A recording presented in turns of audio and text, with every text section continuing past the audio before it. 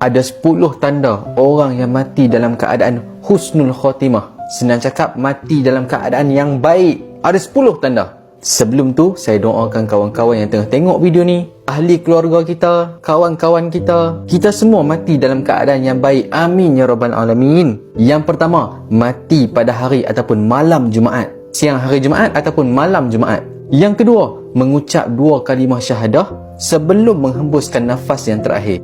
Yang ni saya doakan kawan-kawan dan saya dapatlah mengucap 2 kalimah syahadah sebelum kita hembuskan nafas yang terakhir.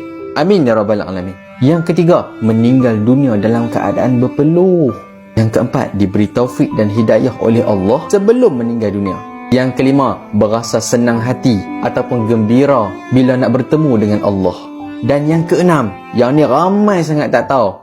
Sebelum tu, tekanlah butang follow tu dulu. Follow, share, repost, kongsi dekat orang ramai. Tak rugi sikit pun tuan-tuan. Esok lusa dapat lagi ilmu baru.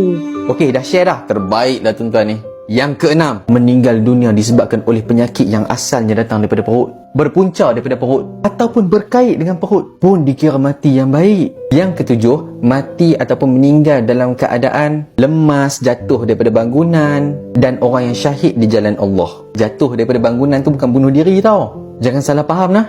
Yang ke-8, meninggal dalam keadaan melahirkan anak. Dan ni ramai kan. Yang ke-9, mati dalam keadaan mempertahankan maruah dan mempertahankan harta. And last sekali adalah yang ke-10. Sebelum tu, tekan butang share dulu. Tekan butang repost tu dulu. Jangan kita je yang tahu. Orang lain pun nak tahu juga tanda-tanda mati yang baik ni. Tolonglah ringankan tangan, tekan butang share, tekan butang repost tu. Tekan butang share dan repost tu pun dikira kebaikan tau. Kita ada cara mudah untuk buat baik. Guna. Boleh? Yang last sekali adalah orang yang meninggal dalam keadaan berbuat baik, berbuat amal soleh. Okey, ikut tuan-tuan 10 cukup kot nah. Untuk pengetahuan semua yang saya sebut tadi tu, semuanya datang daripada hadis baginda Nabi sallallahu alaihi wasallam. Semoga kita semua mati dalam keadaan mati yang baik. Amin ya rabbal alamin.